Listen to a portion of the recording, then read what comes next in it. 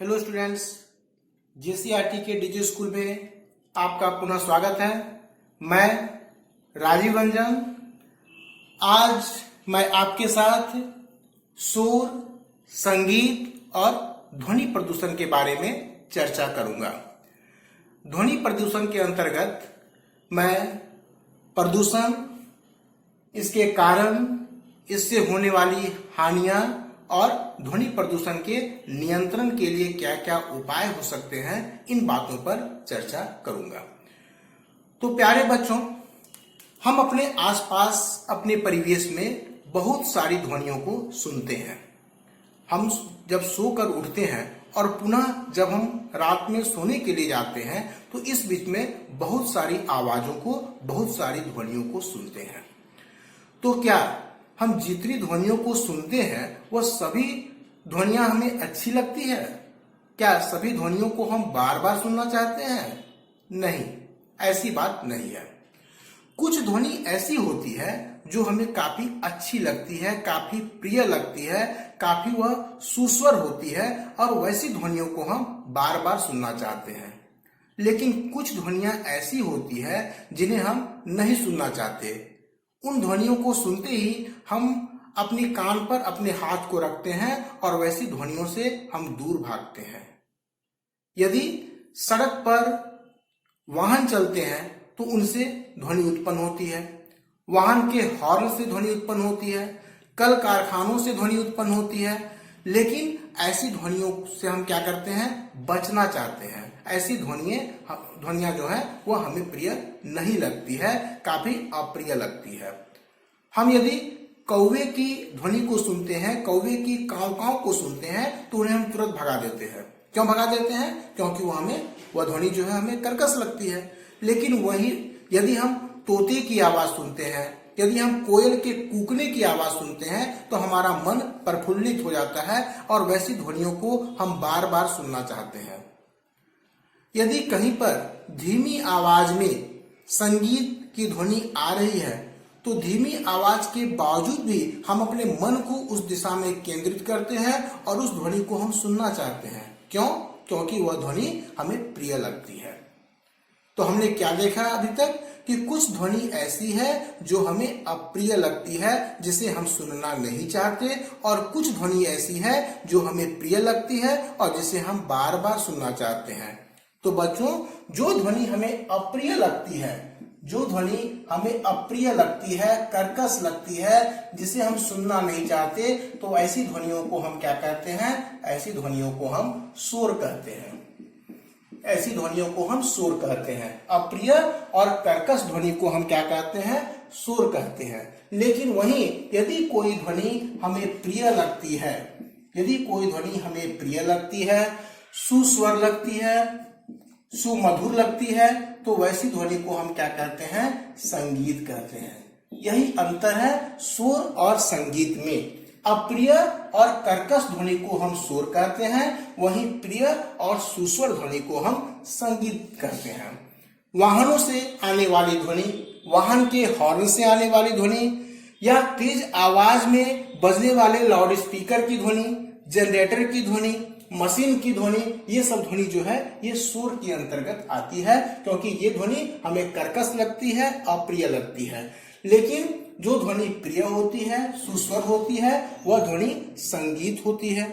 जैसे वाद्य यंत्र से जब धीमी आवाज में ध्वनि निकलती है, हारमोनियम से निकलने वाली ध्वनि, सितार से निकलने वाली ध्वनि, तो इस तरह की ध्वनि, हारमोनियम से निकलने वाली ध्वनि, इस तरह की ध्वनि क्या है? हमें अच्छी लगती है, हमें प्रिय लगती है, और इस तरह की ध्वनि को हम क्या कहते हैं? संगीत कहते हैं।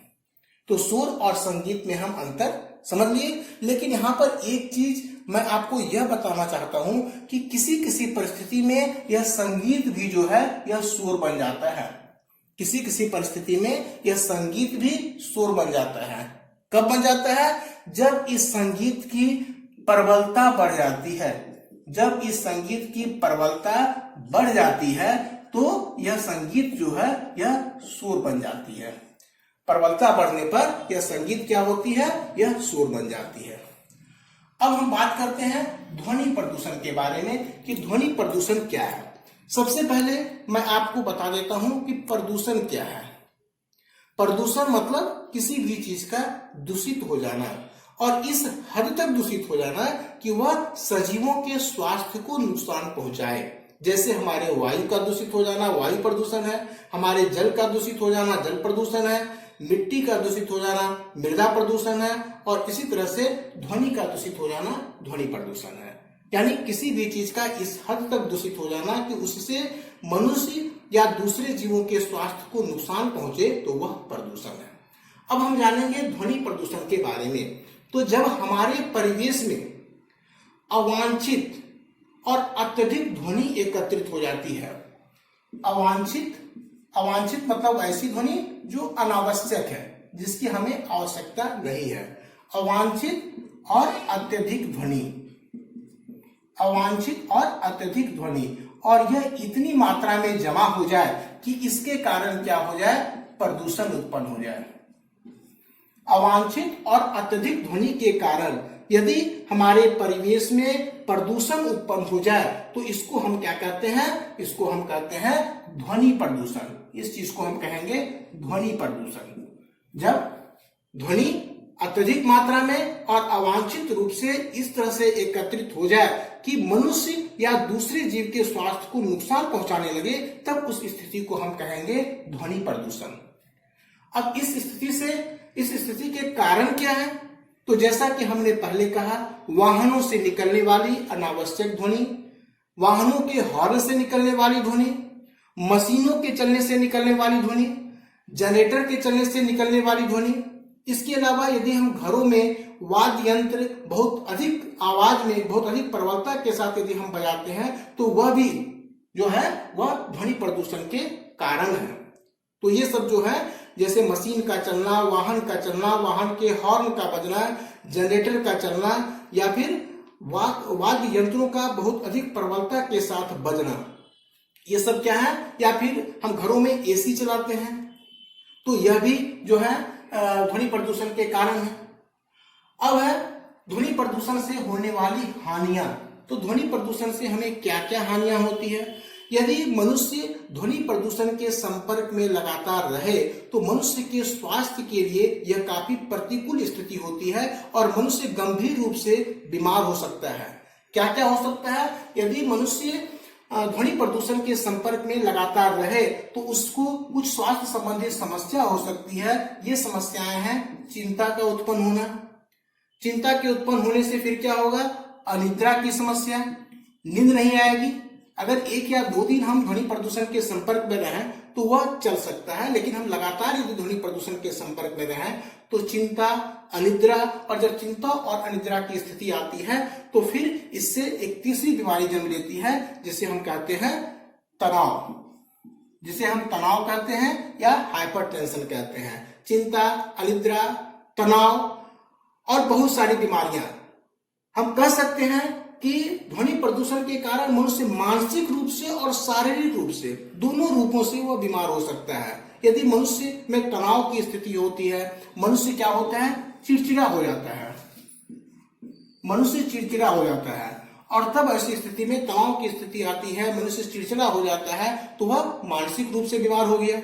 और यदि मनुष्य में अनिद्रा की स्थिति आती है, और ये सब स्थिति के कारण और बहुत दूसरी समस्याएं भी आती है, मनुष्य में बहरेपन की स्थिति आ सकती है। यदि वह लगातार ध्वनि प्रदूषण के संपर्क में रहे तो वह आंशिक रूप से भी या अस्थायी रूप से भी वह बहरा हो सकता है, यानी उसमें बहरेपन की भी समस्या आ सकती है। तो इस तरह से ध्वनि प्रदूषण के लगातार संपर्क में रहने से मनुष्य में मानसिक और शारीरिक दोनों प्रकार की बीमारियां आ सकती है। मनुष्य चिंता, अनिद्रा, तनाव, चिड़चिड़ापन और बहरेपन की समस्या से ग्रसित हो सकता है।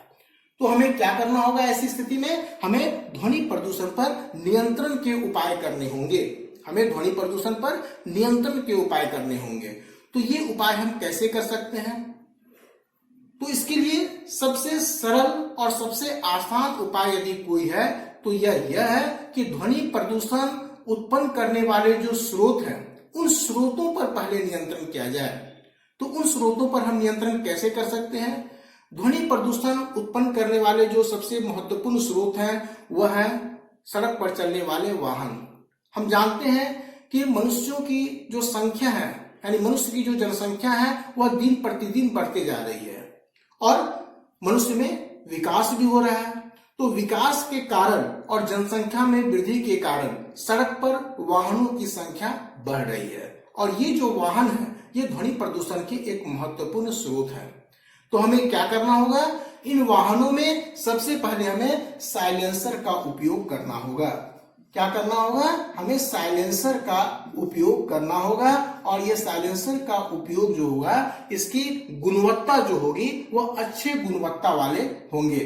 तो हमें साइलेंसर का उपयोग करना होगा, न सिर्फ वाहनों में, वाहन में तो यह करना ही होगा, लेकिन न सिर्फ वाहनों में बल्कि जितने भी ध्वनि उत्पन्न करने वाले मशीन हैं उनमें करना होगा, जनरेटर में करना होगा, यानी जितने भी ध्वनि उत्पन्न करने वाले मशीन है, वाहन है, जनरेटर है, उन सभी में हमें साइलेंसर का उपयोग करना होगा ताकि ध्वनि की प्रबलता को कम किया जा सके।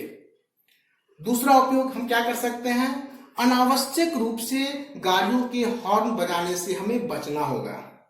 हम खेल खेल में अनावश्यक रूप से हम गाड़ियों के हॉर्न का इस्तेमाल करते हैं, तो हमें अनावश्यक रूप से हॉर्न बजाने से हमें बचना होगा।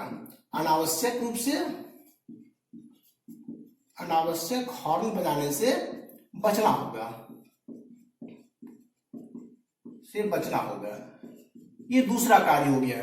तीसरा कार्य हम क्या कर सकते हैं, तीसरा कार्य हम कर सकते हैं कि यदि हम कल कारखाने स्थापित कर रहे हैं या ऐसा कोई उद्योग स्थापित कर रहे हैं जिसमें ध्वनि उत्पन्न होगी, अधिक प्रबलता की ध्वनि उत्पन्न होगी, तो हमें उन कल कारखानों को या उद्योग धंधों को ऐसी जगह उसे लगाना होगा जहां मनुष्य की आबादी न हो, यानी आबादी से दूर कल कारखानों और फैक्ट्रियों को लगाना।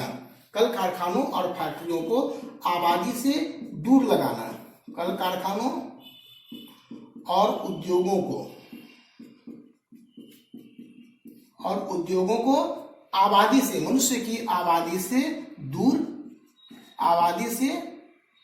दूर लगाना। तो ये कार्य हम कर सकते हैं, कल कारखानों और उद्योगों को आबादी से दूर लगाना है।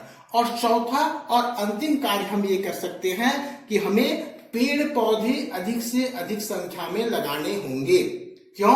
क्योंकि पेड़ पौधे जो है वह ध्वनियों को अवशोषित करते हैं और ध्वनि को अवशोषित कर ध्वनि प्रदूषण को नियंत्रित करने में सहायक होते हैं। इसलिए हमें और क्या करना होगा, पेड़ पौधों को लगाना होगा, पेड़ पौधों को लगाना होगा।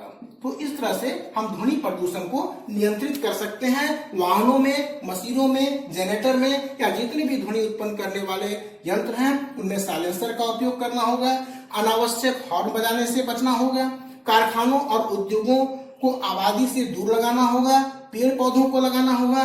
और एक हम उपाय ये भी कर सकते हैं, हम अपने घरों के अंदर यदि वाद्य यंत्र बजा रहे हैं, यदि हम टेलीविजन चला रहे हैं, यदि हम ट्रांजिस्टर चला रहे हैं या हम और को भी वाद्य यंत्र चला रहे हैं, तो उनकी प्रबलता हमें कम रखनी होगी। यानी वाद्य यंत्रों को कम प्रबलता के साथ